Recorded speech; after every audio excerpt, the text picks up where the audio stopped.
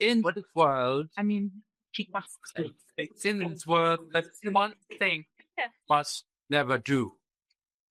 If you sit in a cafe and you hear an Antipodean accent, you must never by accident ask an Australian whether they are from New Zealand or a New Zealander whether they're from Australia. They will be extremely upset. Particularly the latter. And the same applies in the context of today's lecture.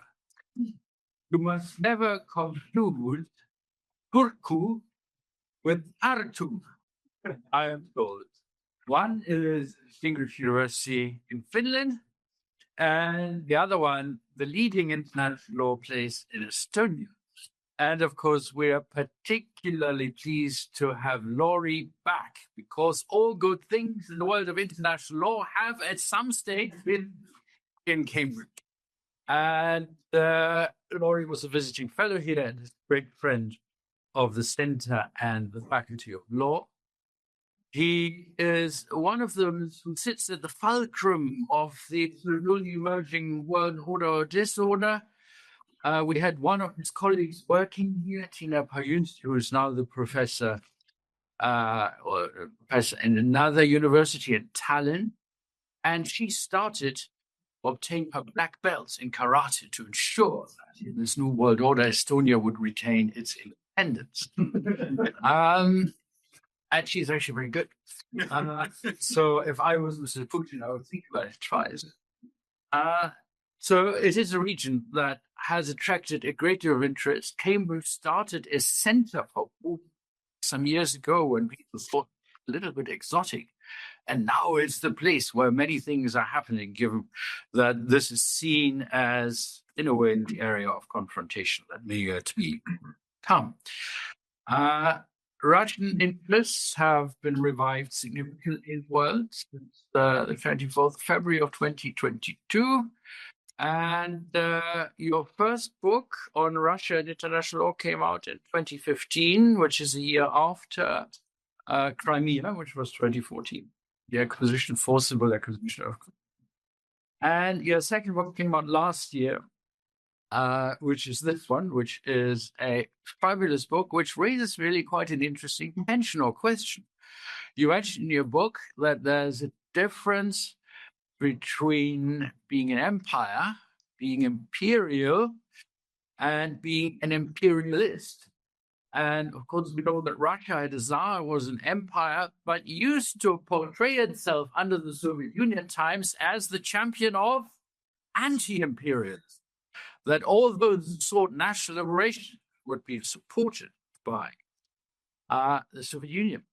And now we see that Russia returns possibly to being the leading imperialist power, at least in relation to its own region, something the US is trying to copy maybe in some other region at the moment. So it is really an extremely timely book you've written to trace the intellectual agenda of imperialism, imperial continuity in international law.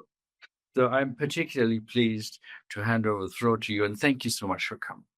Thank you.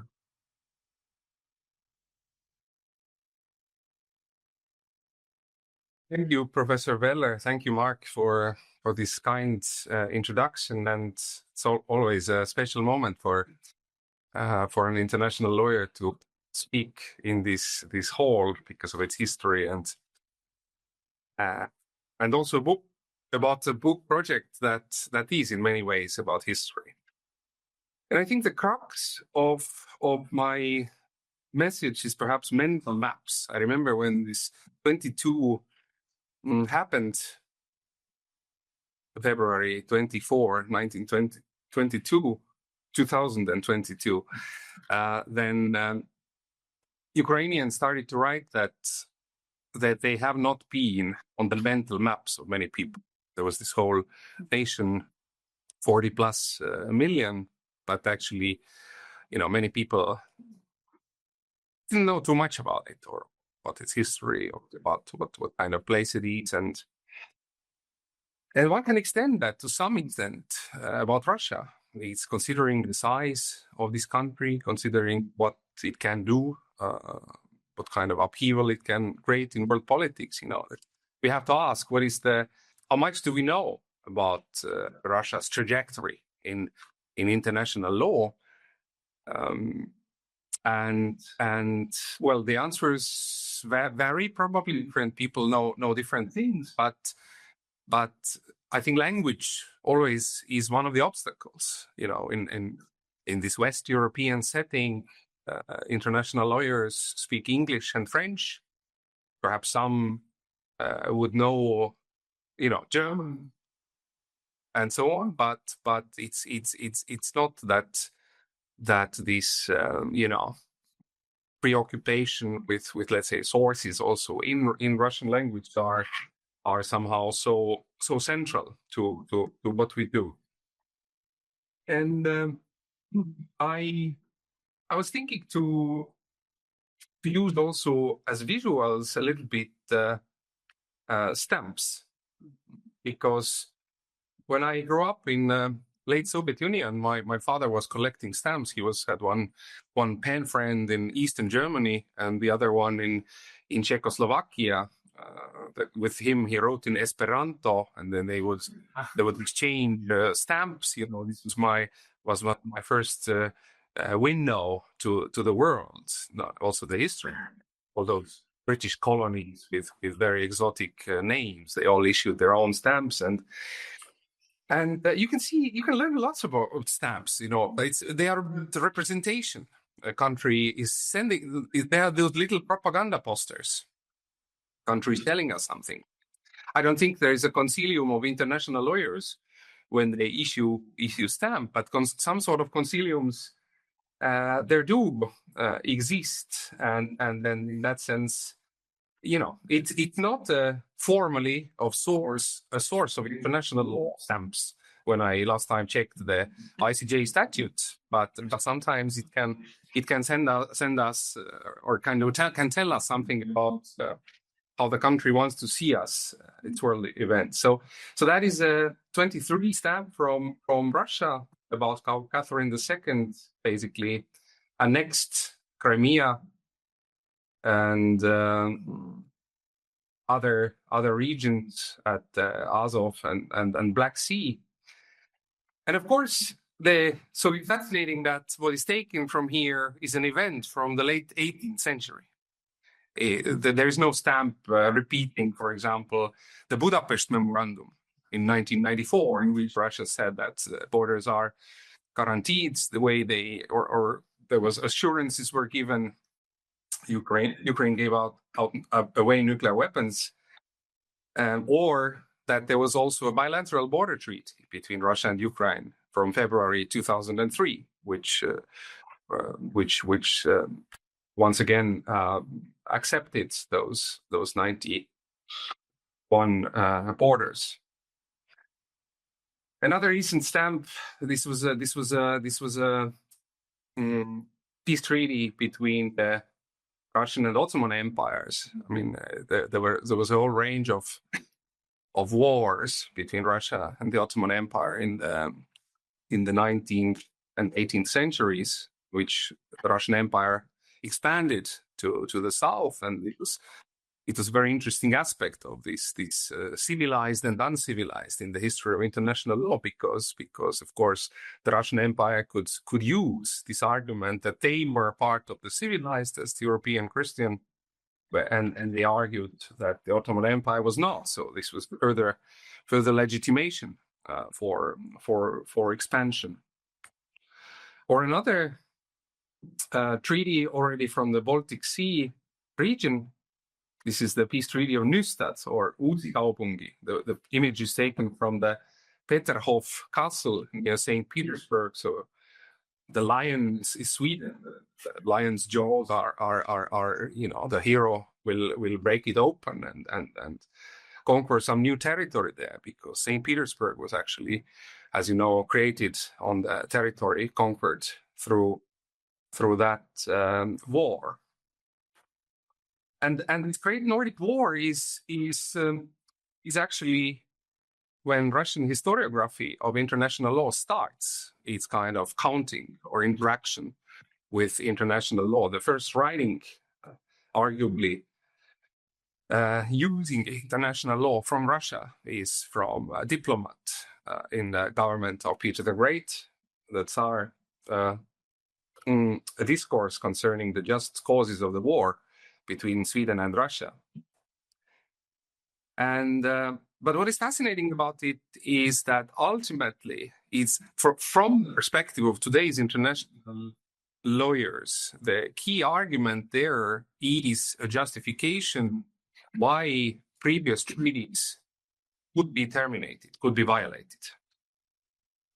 So it's not just about the war, it's actually about treaties, because Sweden's propaganda was saying that, look, what they do, we had those beautiful treaties, and they are violating it now. They are immoral, they are, you know, and then, so the challenge for Shafirov is to basically give some sort of justification why that was all right.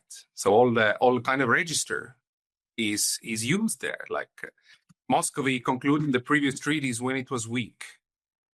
The previous Tsar, Boris Godunov, was weak. There were, you know, Sweden too didn't always behave correctly.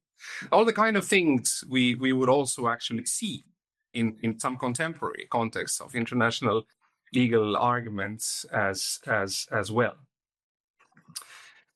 In the history of international law treaties, one central moment in time was 1871, when Europe debated about what does actually pacta sunt servanda mean in the law treaties.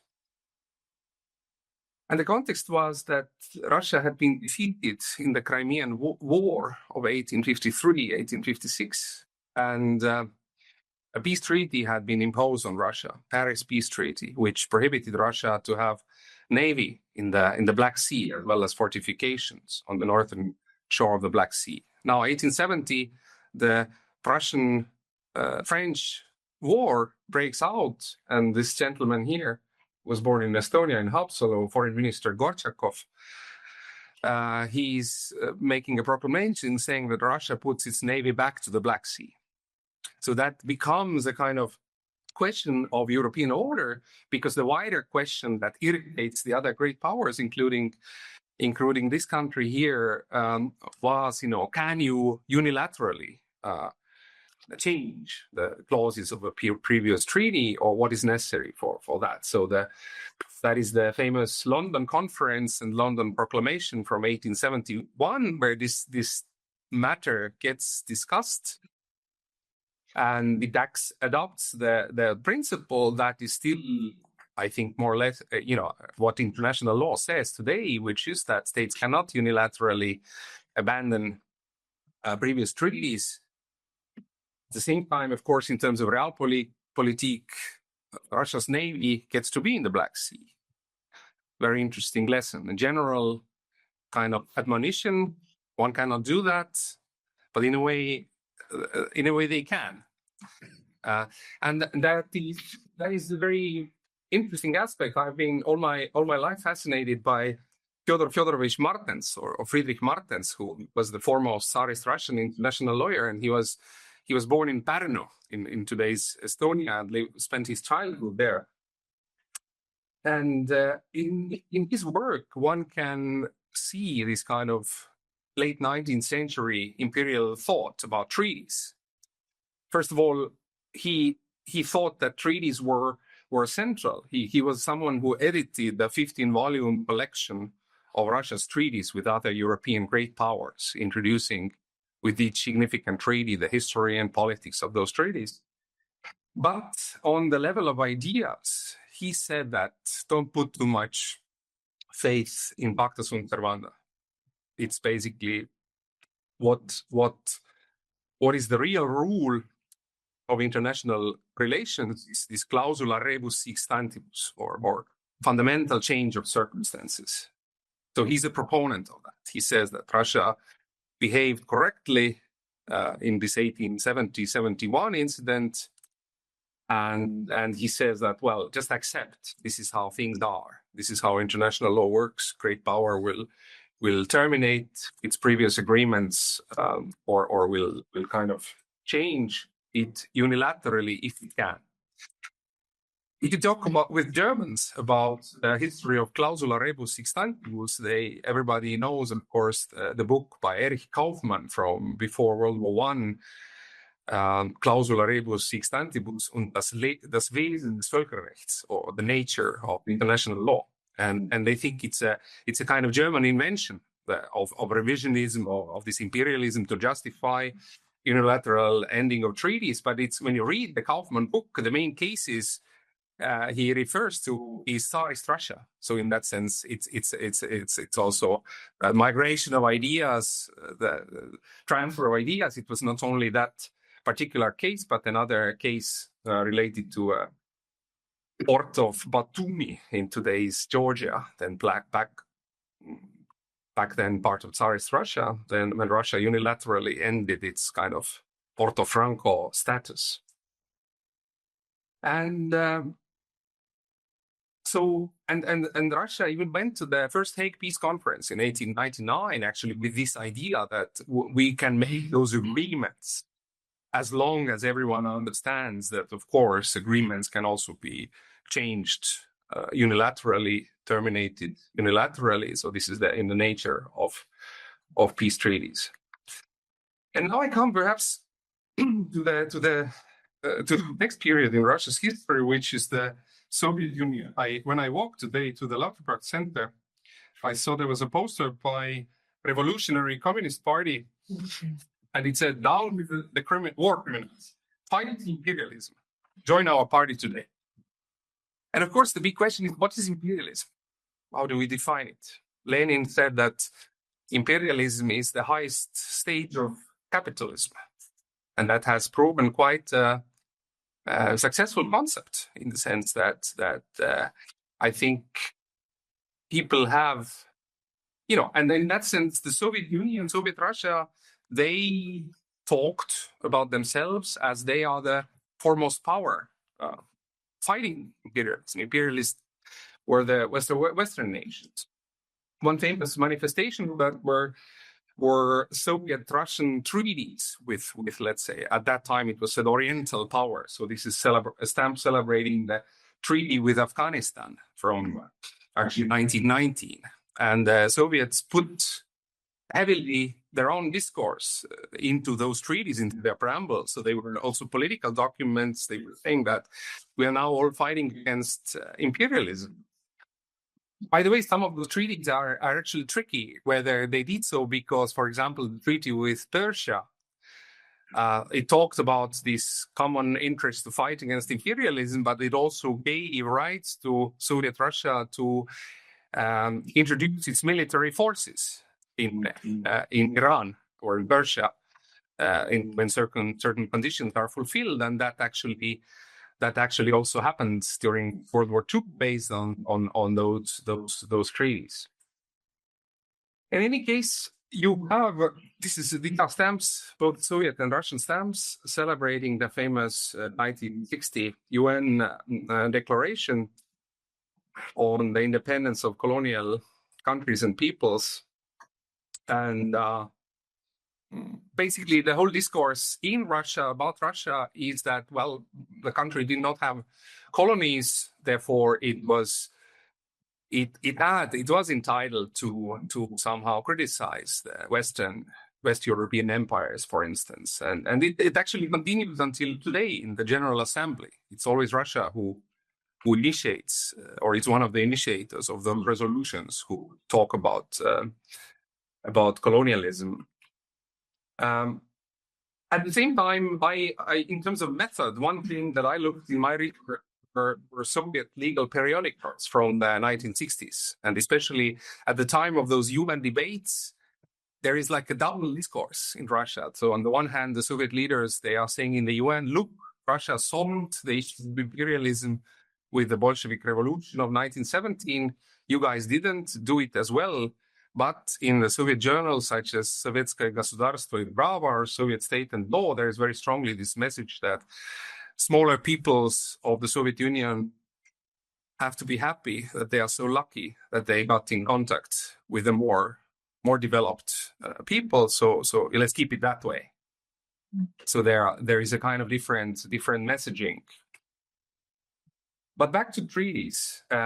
Although there was this change in the official discourse that from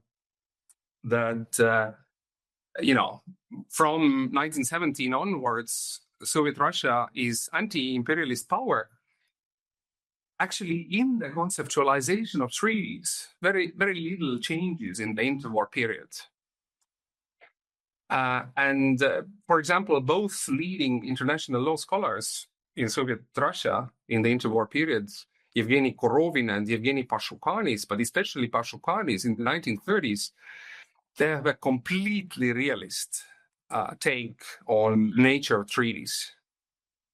They would say that, well, of course, great powers, shape those treaties according to their interests, and the socialist power has particular reasons to do so because it also has the interests of proletariat in mind.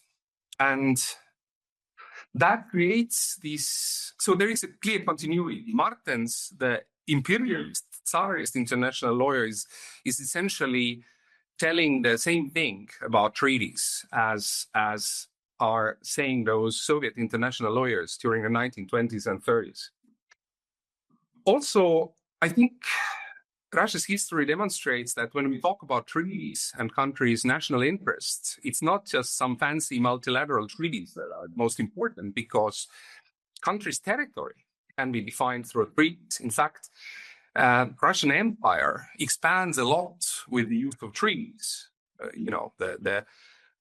Let's say Georgia in the early 19th century, initially in 1783, it becomes a protectorate, which is made by a Treaty of Georgievsk, and then it soon gets annexed. But treaty is basically a central element for the empire. So I think this the discourse about treaties, both for Tsarist Russia as well as Soviet Union, is not something abstract.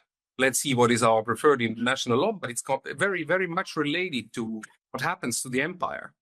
It reflects those interests of the empire. And as a result, you have this, that the Soviet Union in the 1920s and 30s very, very generously concludes all kinds of treaties defining aggression, non-aggression pacts, regionally, bilaterally.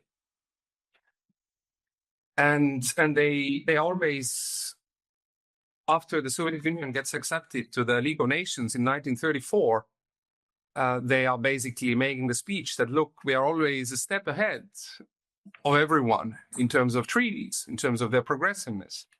And then this comes. These are stamps, the liberation of brotherly peoples of Western Ukraine and Western Belarus.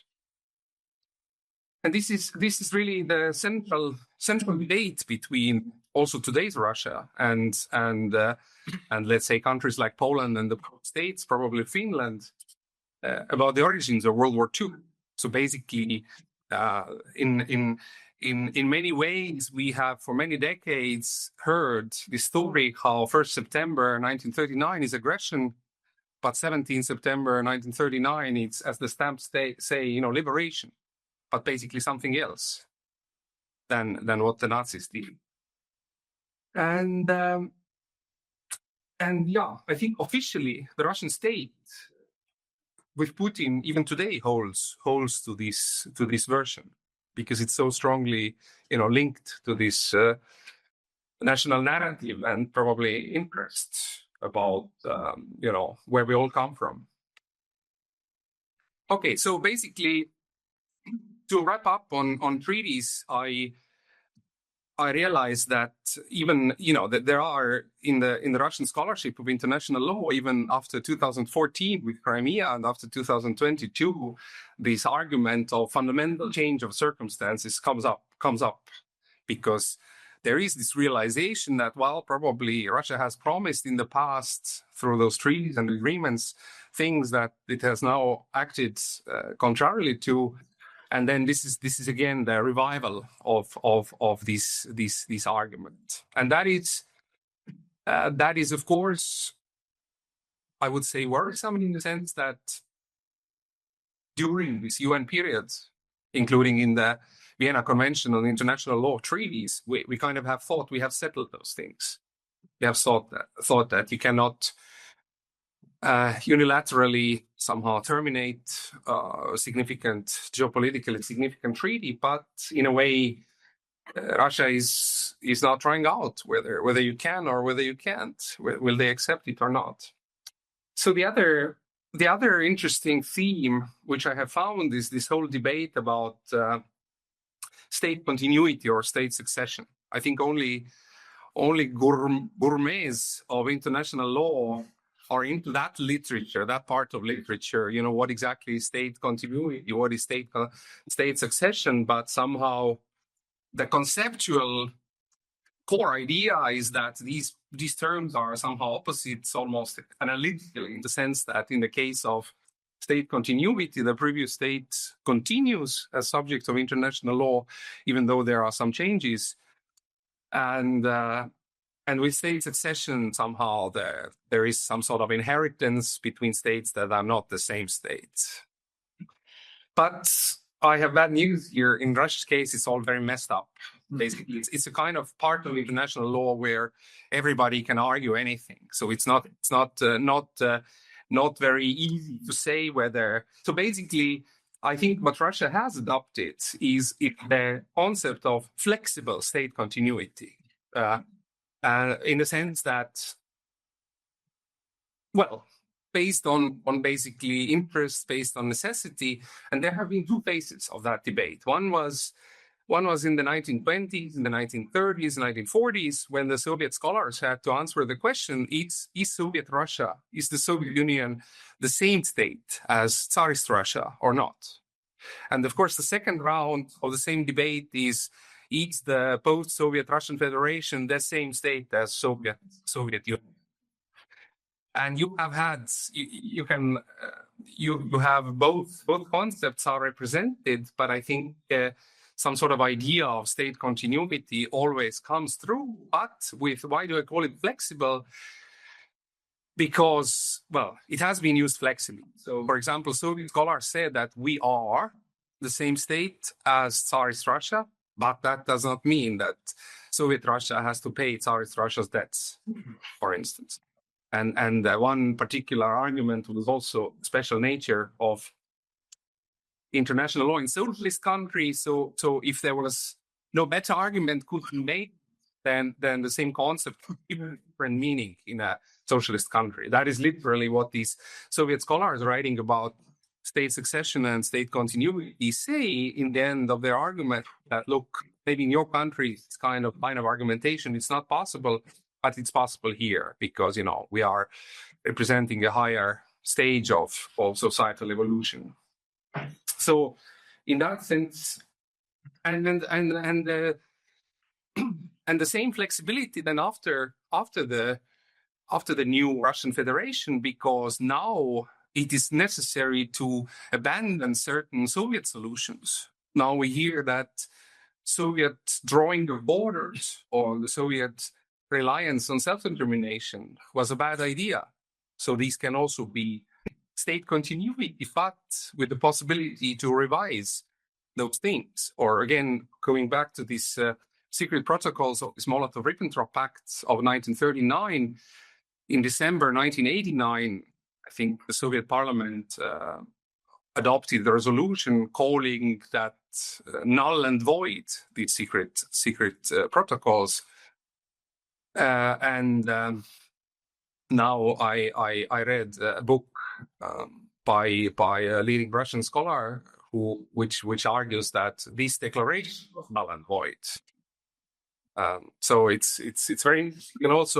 You can also sometimes get in the current Russian scholarship this idea that from the perspective of constitutional law, the very very dissolution of Soviet Union was done in an anti-constitutional way, which of course, if you then approach it from that kind of continuity, almost gives you the moral right to start restoring it or something, because, we should not let illegal things happen, right? So in the end, to wrap it up with a stamp, it just says 1,150 years of Russian statehood. And that, of course, includes the Kievan Rus. So that if that is your idea, if that is how you learn your history, then this is part of your body, right? That's how you feel it. But then, it doesn't matter that the Bolsheviks killed the last Tsar and his family. So there also, the Soviet Union needs to be celebrated too. So this is the 100 years of the formation of the Soviet Union. So there was this fascinating period from the perspective of constitutional law as well, between the Russian Revolution of 1917 and the formal formation of the Soviet Union on December 30, 1922. So later on in the Soviet Union, there were a little bit disagreements between scholars, jurists from the center and the periphery about what were those constituent republics in the years between 1917 and 1922. Were they entirely independent states that then came back together? Or, as scholars from Moscow tended to argue, that they never got really, really independent, that it was always federation. And somehow, in the end, this vision is still very strongly that, and as we heard from Professor Beller as well, Russia is, of course, not alone in that. So in this sense, imperial vision for international law, they are not dead. If only we could go back to this international law where great leaders of great countries meet, and somehow they will figure it out. They will, somehow maybe divide the world or agree what belongs to whom. By the way, there was a fascinating debate during the Cold War. The Soviet scholars were really furious when the Cold War broke out. Then a lot of Soviet international law writing was about those agreements of Yalta and Potsdam. And the Soviets then were arguing that these are real agreements of international law, and the Americans and the British have now started to violate those. Because it didn't matter that some of those agreements were oral, when Stalin talked about something in Yalta and they nodded, you better stick to it. And the empire. So these are stamps from already 2000s, and they celebrate how different regions joined Russia. There are some historical inaccuracies there. So, but what is often characteristic to those is that this discourse emphasizes that it always happened voluntarily.